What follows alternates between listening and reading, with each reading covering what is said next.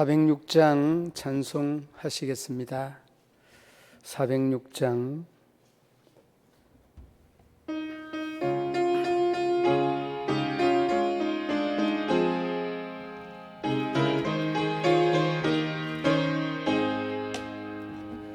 고난 내 영혼 편히 쓸 꽃과 풍랑이로도 완전한 폭우 폭풍까지도 다스리시는 주의 영원한 파르지에 주의 영원하신 팔 함께하사 항상 나를 붙드시니 어느 곳에 가든지 요동하지 않음은 주의 팔을 의지함이라.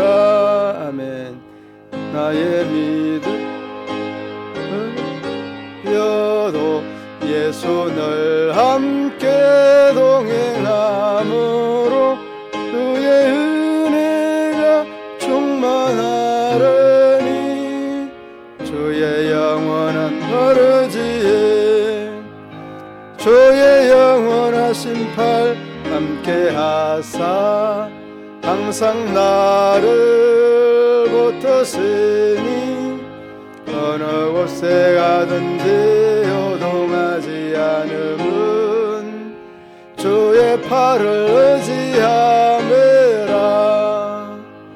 나의 믿음이 연약해져도 미리 예배한 힘을 주시며 위태할 때도 안보하시는 주의 영원한 파르지에 주의 영원하신 팔 함께하사 항상 나를 붙드시니 어느 곳에 가든지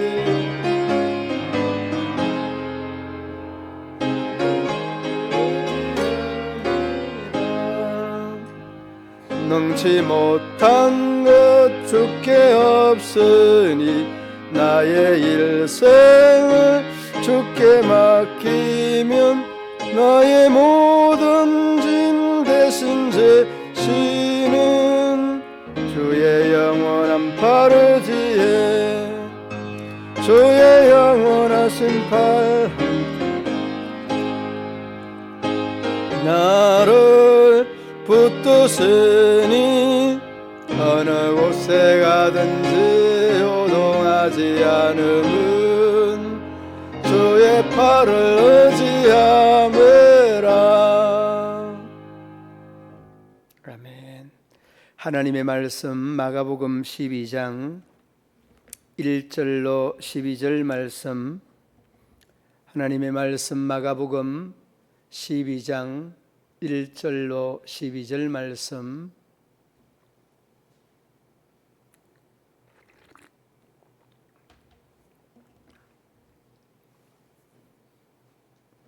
제가 봉독해 드리겠습니다.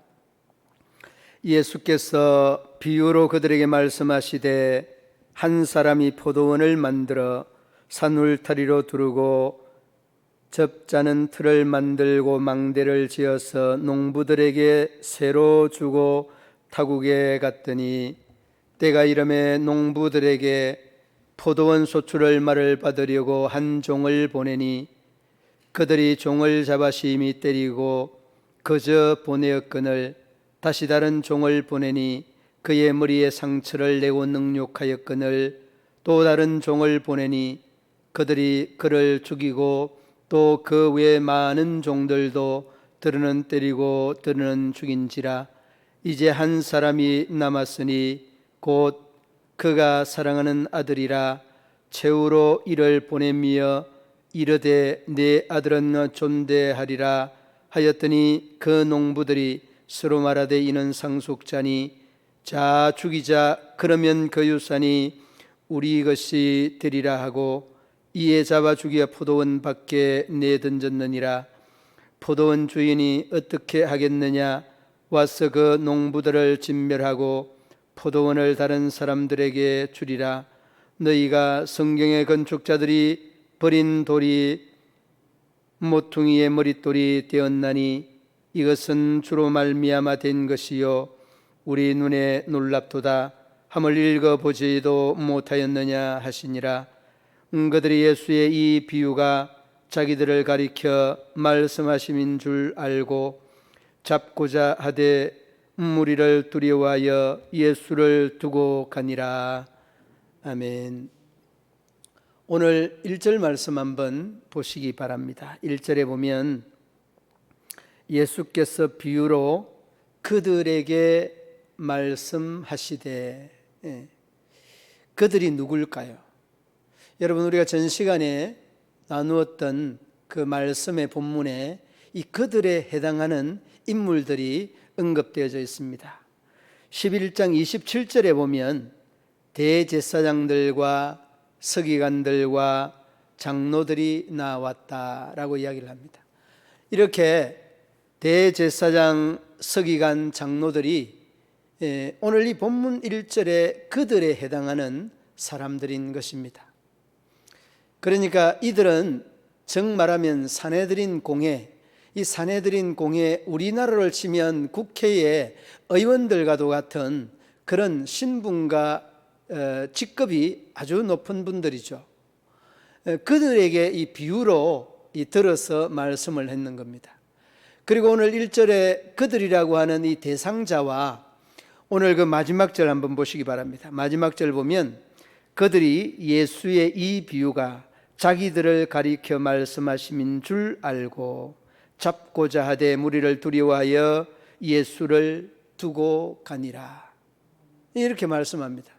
그러니까 대제사장, 서기관, 이 장로들이 저 비유가 우리에게 향하는 말씀이구나 직감적으로 느끼고 있었던 겁니다. 자, 그러면 여러분, 우리가 이 1절 말씀과 마지막 12절 말씀을 이해를 하면 이 중간 부분에 있는 내용들을 조금만 설명하면 이 본문의 내용은 너무 쉽게 이해할 수 있게 되어집니다. 자, 어떻게 됩니까? 한 사람이 포도원을 만듭니다. 그 망대뿐만 아니라 산들을 두르고라고 하는 이 부대 시설들을 이렇게 잘 조성을 하는 그런 내용이 있죠. 그 내용들을 왜 그냥 포도원이 아니라 이런 망대와 산울로 두르는 이러한 그 제반 시설들을 했는가? 그 내용을 이렇게 추적을 해보니까 포도주를 아주 양질의 포도주를 만들기 위하여서 내심 이 포도원을 만드는 주인은 굉장한 노력을 아끼지 아니하였다는 것이 바로 이 성경학자들의 한결같은 견해였습니다. 그러니까 포도 1차 산업뿐만 아니라 2차 산업까지 생산한 물건을 양질의 물건을 만들어서 고가에 팔겠다는 그런 의미의 내용이죠. 자, 그런데 이제 시간이 되었습니다. 시간이 되어서 뭐라고 하였습니까? 1절 말씀 마지막 부분에 보면 농부들에게 세를 주고 타국에 갔다 그렇게 말합니다. 세. 요즘 우리 이 문경 지역에도 세를 받잖아요. 땅을 빌려주면. 그러니까 사과 5,000평 이 가수원을 1년 농사 지으면 얼마씩 받는 이런 개념으로 생각을 하면 이 말씀의 의미가 딱 맞아 떨어지게 되어 있습니다. 그런데 이러한 세를 주고 타국에 가서 이제 2절 3절로 쭉 넘어가면 이 기간이 되어서 세를 받으러 한 종을 보냅니다. 그 한 종을 보내는데 2절에 한 종을 보내고 4절에 한 종을 보내고 5절에 한 종을 보냅니다.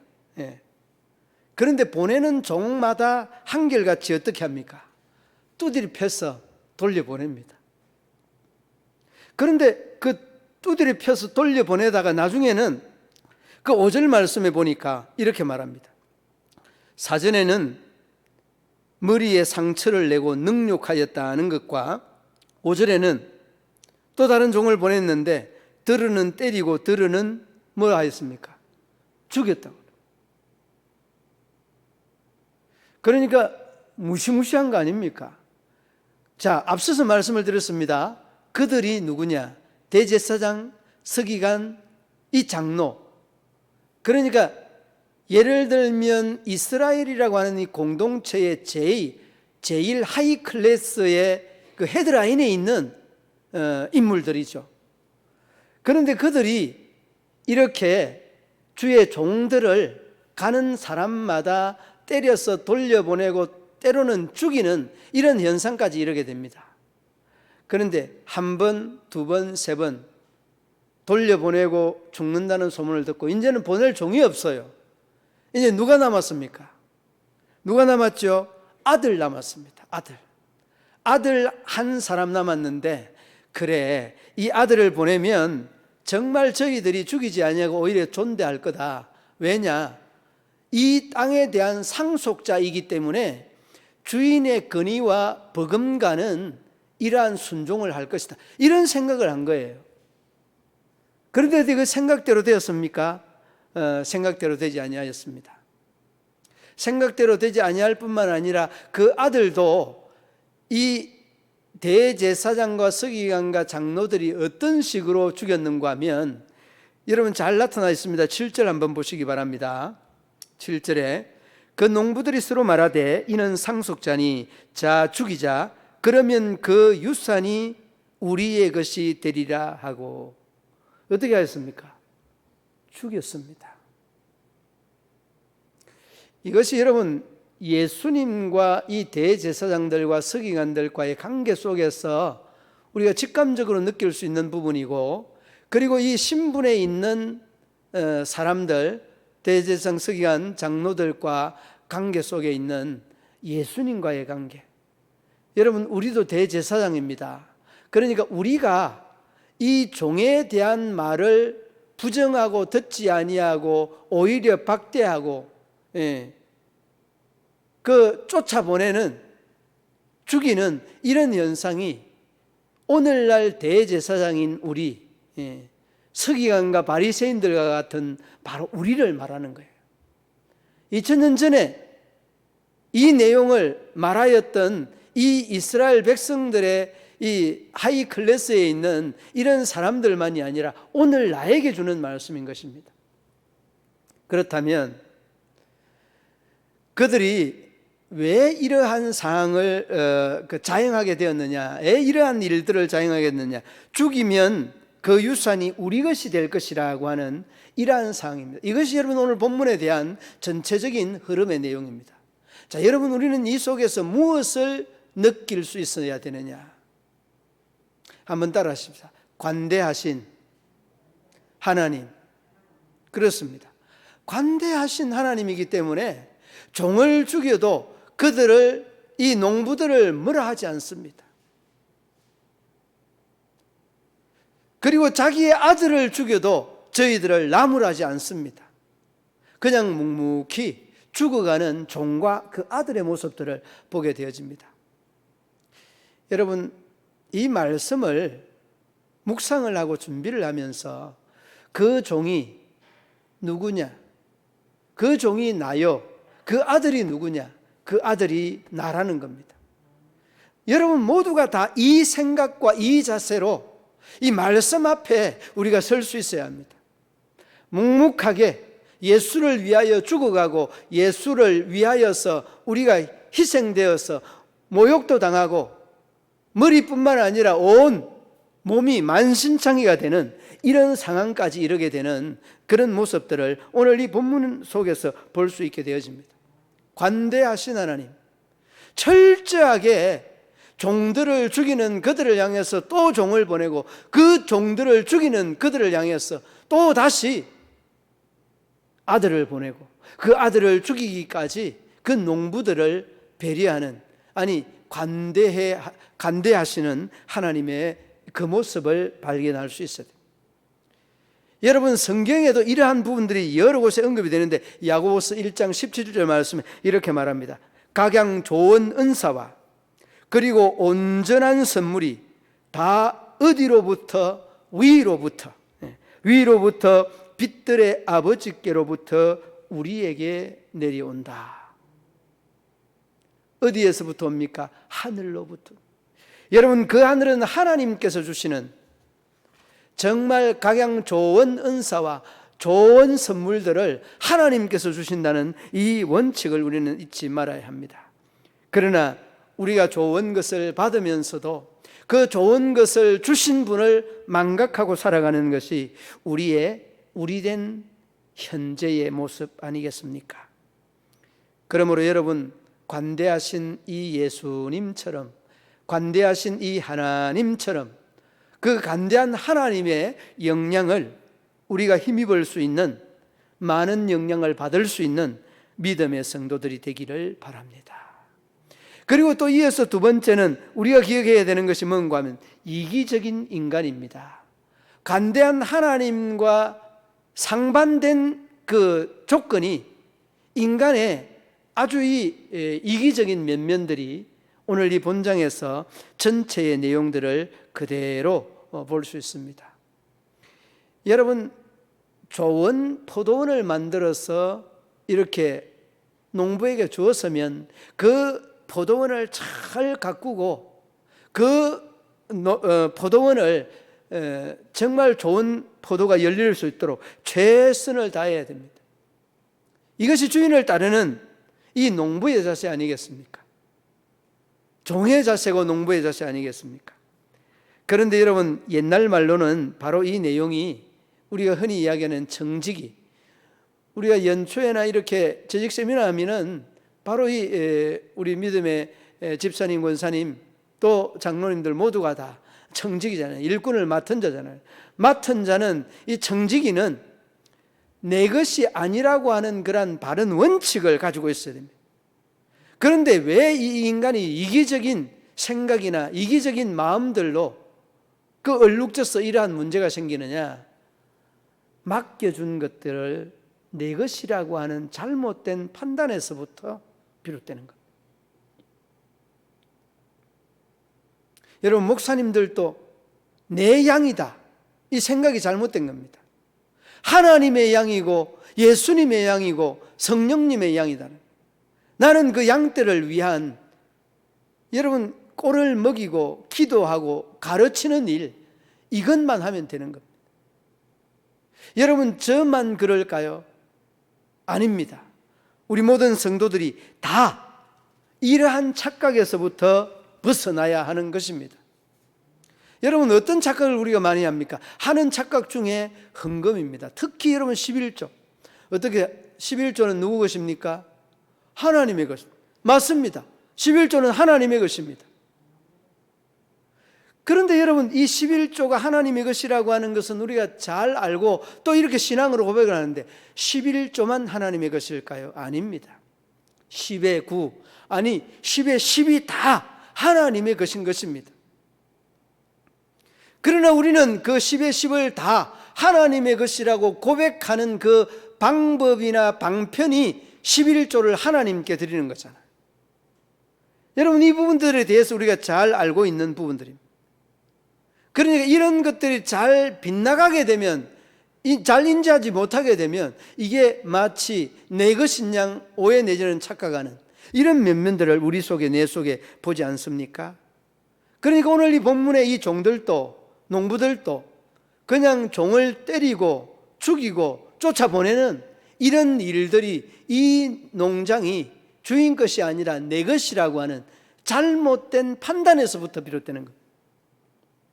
그러므로 여러분, 남편도 내 것 아니요, 아내도 내 것 아니요, 자식도 내 것 아니요, 부모도 내 것 아니요, 내 것인 게 하나도 없습니다. 여러분, 모두가 다 하나님의 것입니다. 이 하나님의 것을 하나님의 것으로 인정하는 것이 오늘 본문에 나오는 이 농부의 신앙된 자세 아니겠습니까? 다 하나님의 것입니다. 결코 우리 것은 하나도 있을 수 없다는.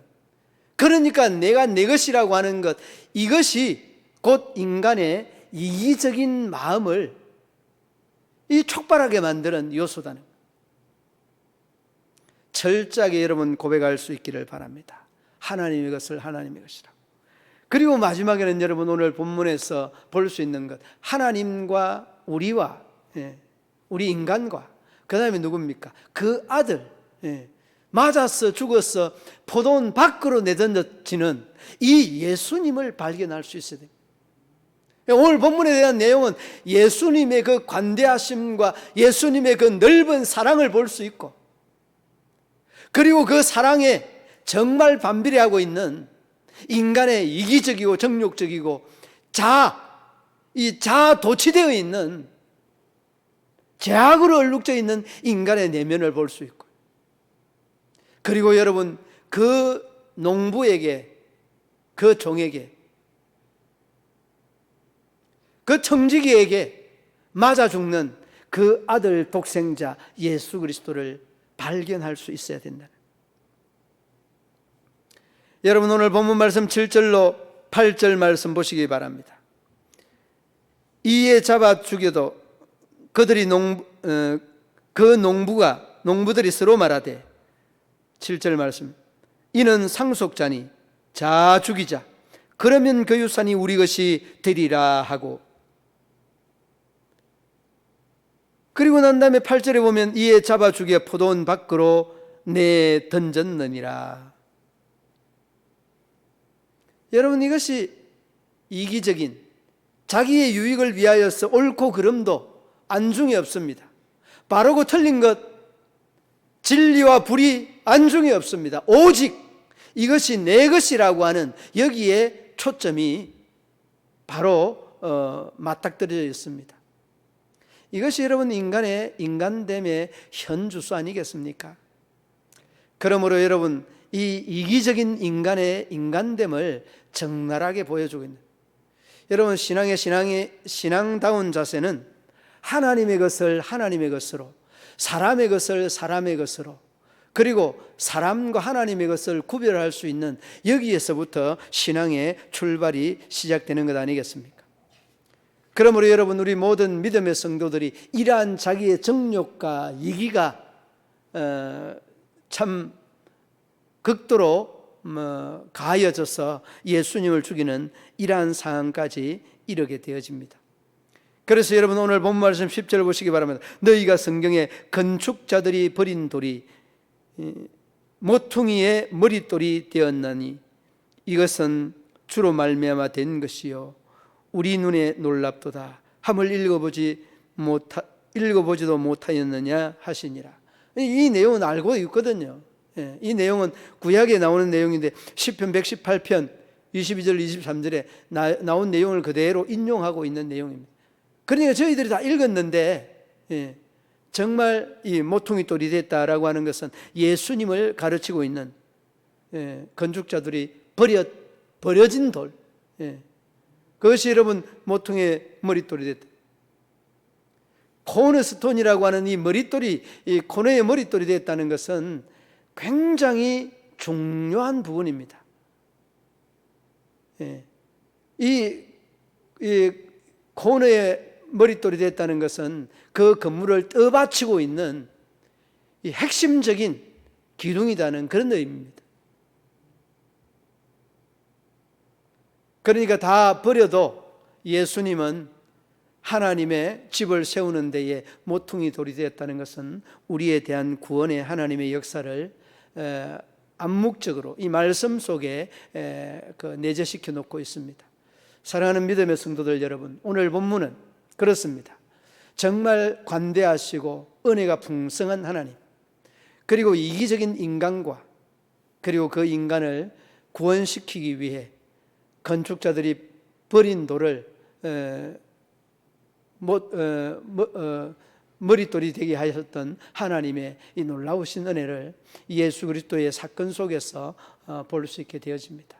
이제 대제사장과 서기관과 장로들의 그릇된 이 외식적인 신앙을 지적하면서 말씀하신 이 말씀의 내용이 우리 모든 믿음의 성도들의 마음속에 아름답게 울려 퍼져서 이 한 해를 보내며 새해를 맞이하는 이 시점에서 이기적인 우리의 마음을 내려놓고 주님의 영광을 더 높이 올려드릴 수 있는 우리 믿음의 성도들 되시기를 우리 주님의 이름으로 축원합니다. 아멘. 하나님 아버지, 은혜와 사랑을 감사합니다. 하나님께서 대제사장과 서기관과 장로들의 참으로 그릇된 이 믿음간 신앙간들을 우리 하나님께서 온통 짊어지게 하여 주시고, 또한 저희들에게 하나님의 은혜를, 하나님의 사랑을 알려주고 가르쳐 주시는 그 놀라우신 하나님의 간대하심을 우리 모든 믿음의 성도들이 알게 하여 주시고 깨닫게 하여 주셔서 하나님의 크고 놀라운 역사와 하나님의 크고 놀라운 은혜를 깨달아갈 수 있는 믿음의 성도들 되게 하여 주옵소서. 예수님 이름으로 기도드리옵나이다. 아멘. 교회 소식은 여러분 오전 예배에 드렸던 거 참고해 주시면 되겠습니다. 축도로 예배를 마치겠습니다.